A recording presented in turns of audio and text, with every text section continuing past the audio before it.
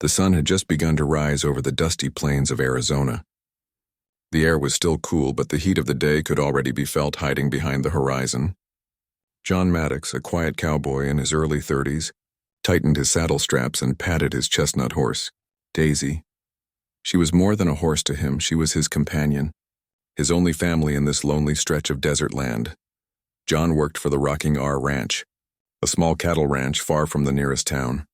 He wasn't much of a talker, but everyone who knew him respected him for his honesty and hard-working nature.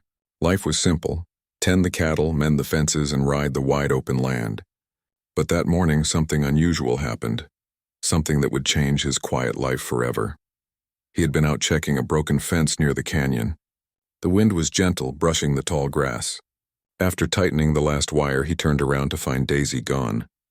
Her reins hung loose on the post where he had tied her just moments ago. John's heart jumped. "Daisy?" he called, his voice echoing through the canyon. He looked around, his eyes scanning the dry land. There were hoofprints leading east, toward the riverbed. He followed them on foot, calling her name every few minutes, but there was no sign of her. By noon, the heat was sharp. The desert sun burned his skin and sweat rolled down his back. He searched for hours, walking over rocks, through bushes, and down into small valleys. Daisy had never run away before. She was loyal, calm, and always came when he whistled. John began to worry something was wrong. Maybe she had been startled by a rattlesnake or a wild coyote, or worse, maybe someone had taken her. The thought made his stomach twist. Horses were valuable in these lands, and thieves were not uncommon.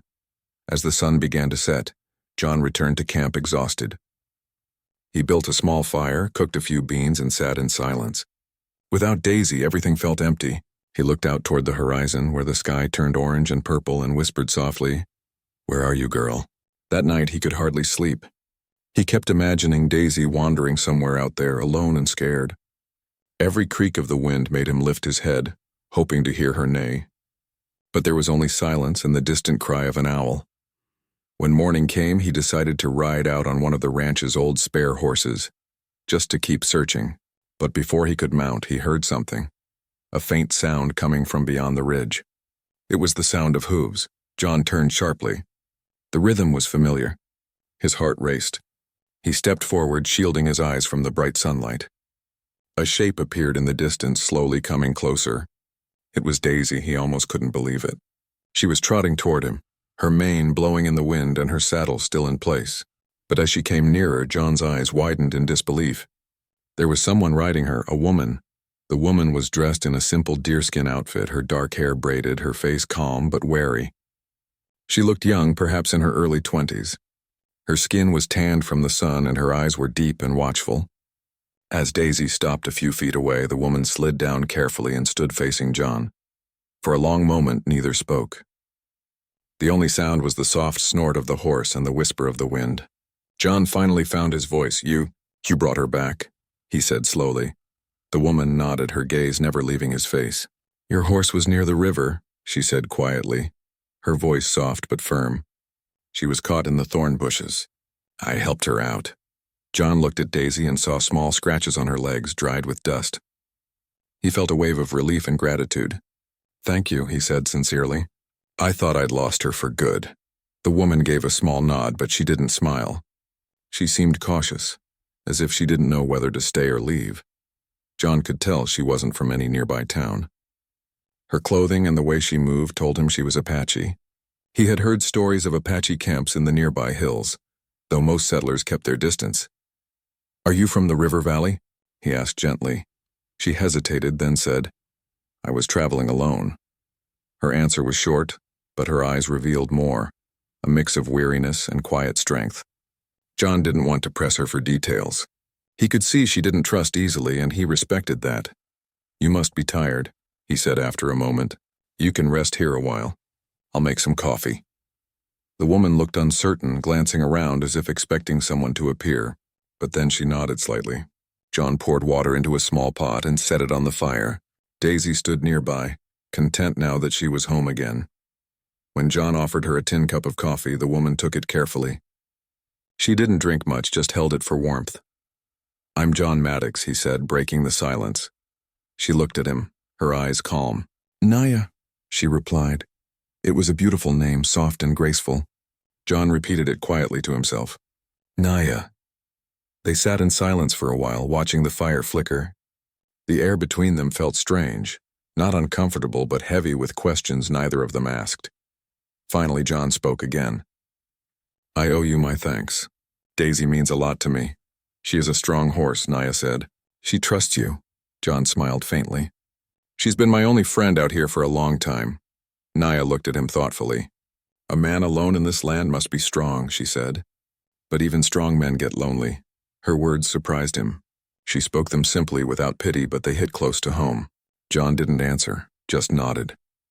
As the morning sun climbed higher, Naya stood and brushed the dust from her clothes. I should go, she said. My people may worry. John felt a strange pull in his chest. At least let me ride you part of the way, he offered. It's not safe out there alone. She shook her head. I know these lands better than anyone, he didn't argue. He knew she was right.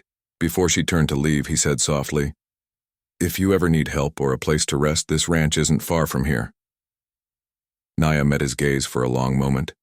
Then she nodded once. I will remember. She touched Daisy's neck gently as if saying goodbye and then walked away toward the hills. John watched until she disappeared behind the rocks. That night, as he sat by the fire again, Daisy stood beside him, calm and loyal as ever. But John's thoughts were far away. He couldn't stop thinking about the mysterious Apache woman who had appeared out of nowhere, brave enough to rescue his horse and kind, enough to bring her back. Something about her presence had stirred something deep inside him, something he hadn't felt in years. He didn't know if he would ever see her again.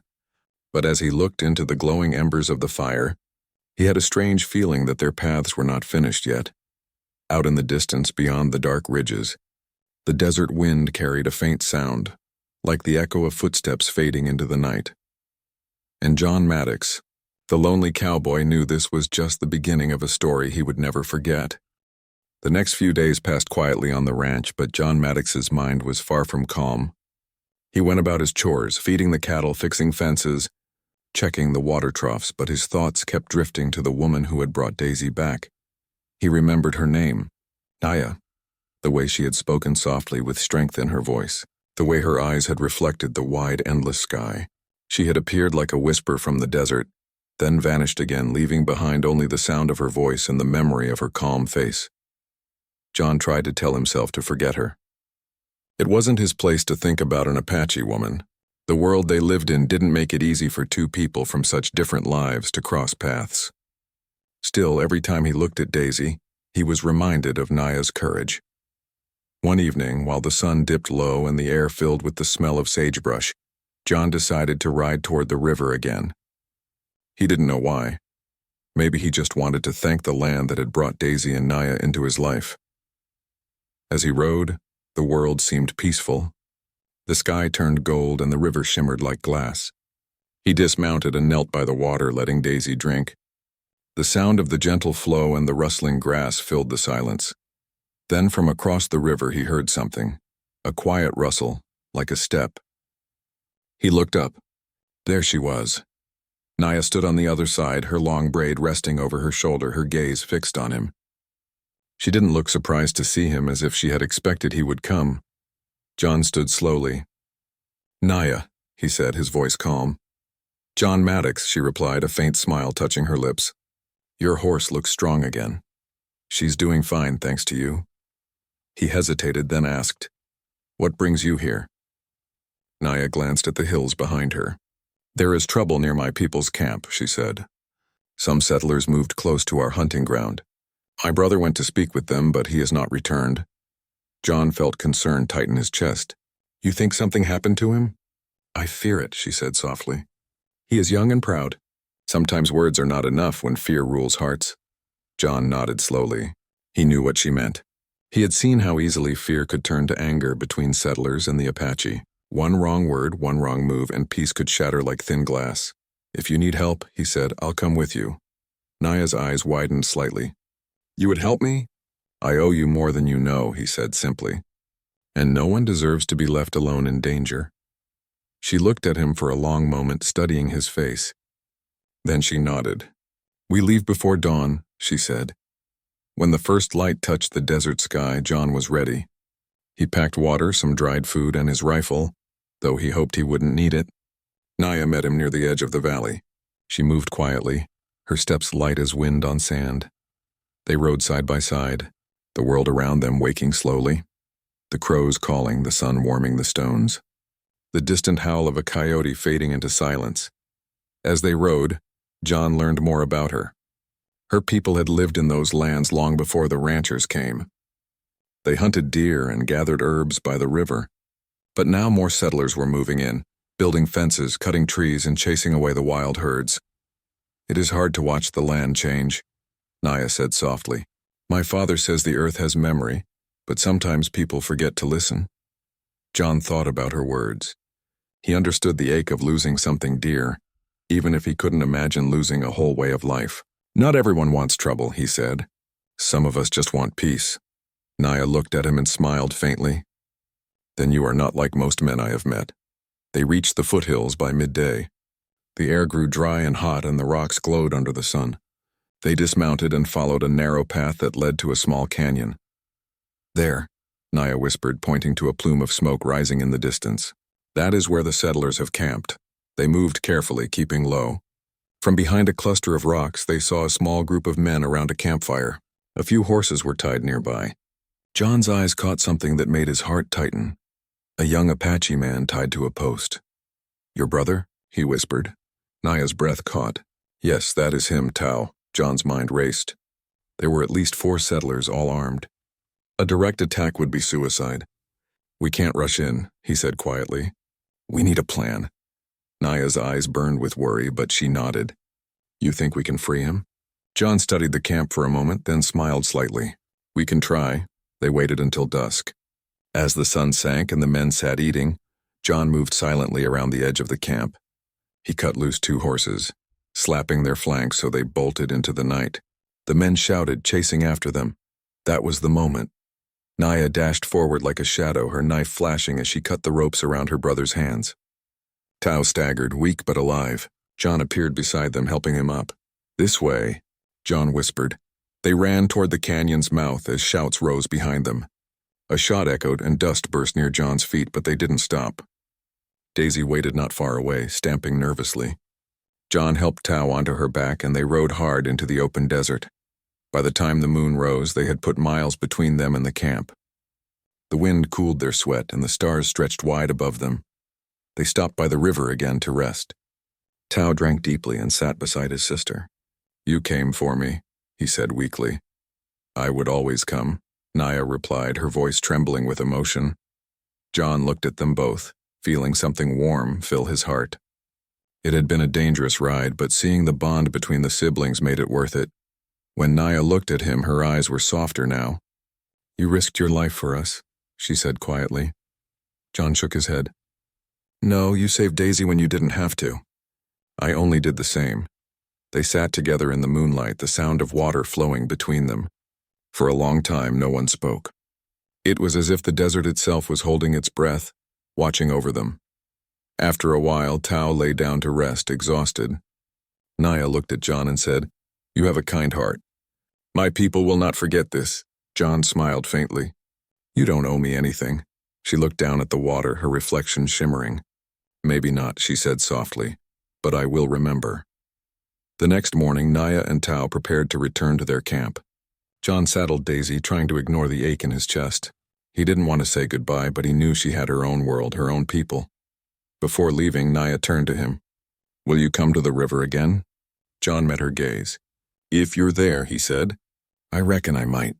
A small smile touched her lips, and then she and Tao rode off, their figures growing smaller against the sunrise. John stood watching until they vanished beyond the hills. Then he turned back toward the ranch. Life would go on, cattle to tend, fences to fix, but the land felt different now, richer somehow. Days later, he found a small gift hanging from the branch of a mesquite tree near the river, a necklace made of carved bone and turquoise. He knew it was from Naya.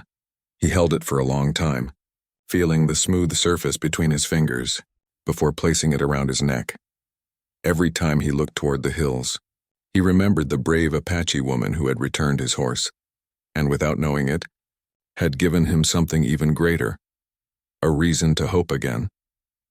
And though they came from different worlds, their paths had crossed under the same sky, in the same desert, where kindness and courage spoke louder than any difference ever could.